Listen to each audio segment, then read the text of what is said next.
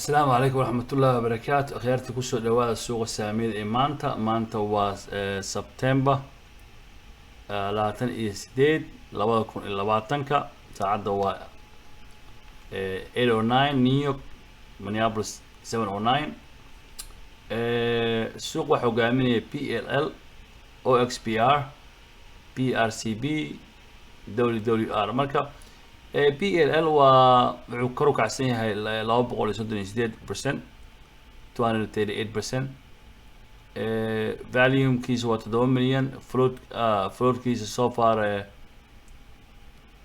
I mean float kiisa waxa waaye 7 milyan volume kiisa maanta la kala gatay waa 1 milyan iyo 326,000 oo share sa ujeedaan busana noqonaya early adiga about nus saac ka hor baan waxaan gatay 1000 share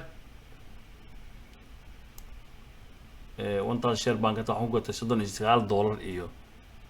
$39.89 $40.52 waan ka faa'iiday adiga 61 cent meelaas baan ka faa'iiday marka waan iska iibiyay $630 faa'iidaan ka sameeyay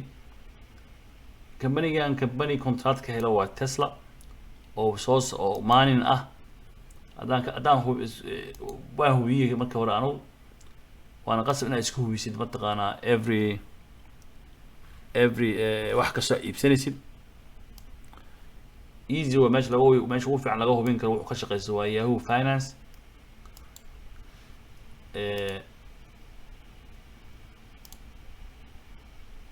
waa kana profileka lagu dhuftaa markaad tagto halkaas kor wax ku qoraysaa sticker kiisa profileka taabanaysaa profileka waxa kusoo baxaya uu ka shaqeystay meeshu degan yahay cidda xukuntay iyo shaqaalaha iyo wax walba kusoo baxaya companyga Australia ayaa laga leeyahay magaalada la dhaho Perth baa laga leeyahay wuxuu ka shaqeystaa sectorka uu ka shaqeysto waxa la basic material wuxuu ka sii yahay metals and mining agaas ku sii qoran yahay halkaas meeshu degan yahay magaalada degan yahay wuxuu ka shaqeystaa la fahmaysaa Piedmont Lithium Limited waagi hore waxaa la dhihi jiray ii sheegaa WCB Resource Limited baa la dhihi jiray magacuu bedeshay 2017kii marka baniga wax ka shaqeysta waa dhulka intuu qodo kasoo saaro mataqaana mineralka iyo wax lamidka marka lithium baa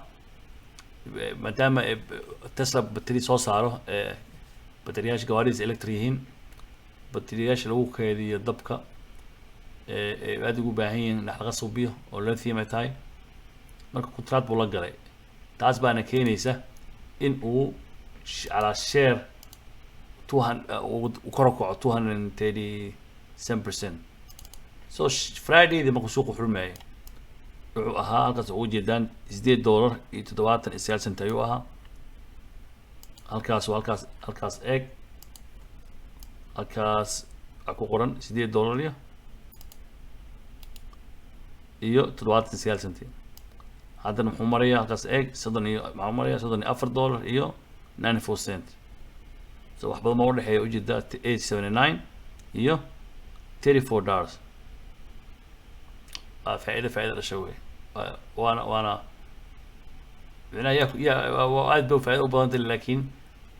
cid ka hor dhici karta malaha cid ku sii sheegi karta malaha cid ku dhihi karta ma jiro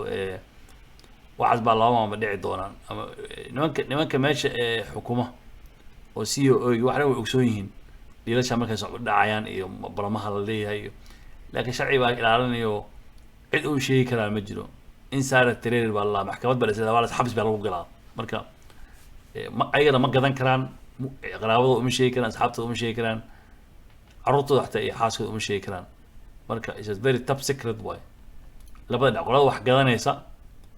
iyo qolada contract qaadanaysa qolada contract bixinaysa iyo dadka waxa ku shaqeysa sharci adag baa xakameynaya marka kaas waa kaas asaas suuq hogaaminaya wuxuu kor u kacsan yahay 224% saacadii ugu dambeysay haddii laga soo qiyaas qaatana shalay Friday-diina waa ka badan yahay waa 300 almost 400%. having said that waxaan gudbeynaa waa fiican yahay wuxuu ka shaqeysto ognahay sababtu kor u kacsan yahay ognahay. all you have to do technicalka marka technicalka meesha ka gadanaysid waa muhiim. haddii intaad taqaan haddii la dhaafana adeer ka fariiso haddaba ordin meesha taqaan ka gado qof wax walba yaqaan ma jiro. okay kan ku sii xiga waxaa la lahaa OXBR la sii OXBR Friday suuq markuu xilmay $1.01 u ah haddana wuxuu marayaa $1.99 waa double. VWAP-ka hadda ujeedaan wuu ka hooseeyaa waanu halkaas aada. VWAP-ka wuxuu yahay waa $2.60 60 waana kor u kacaa markaas buu Janus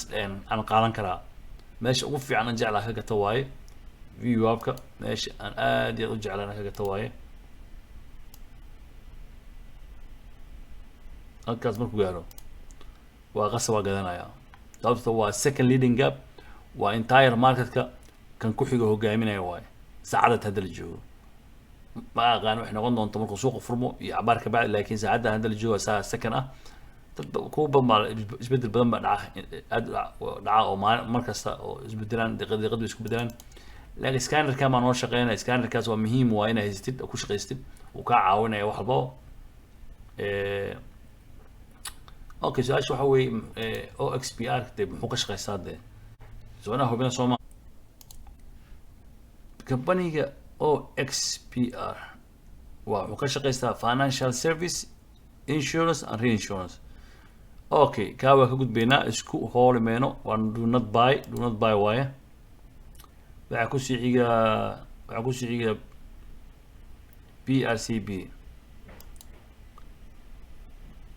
PRCB muxuu yahay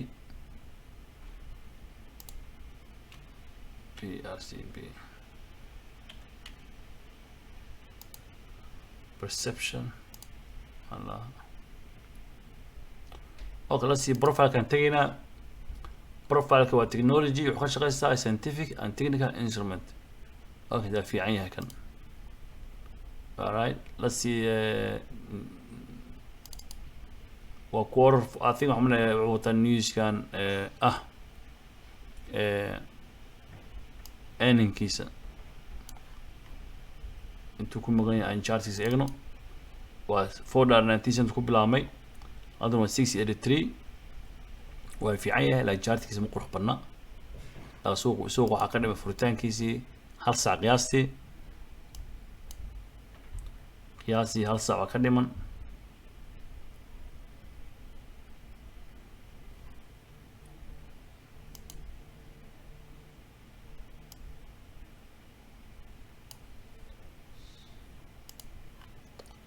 qiyaasii 1 saac ka dhiman wax badan baa isbedeli kara qalka saac. okay let's see kan ku sii xigo GNFT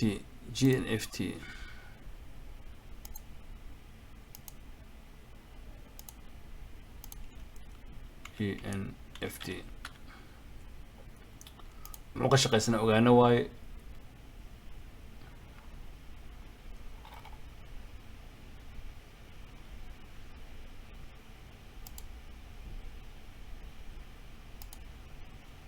GNFT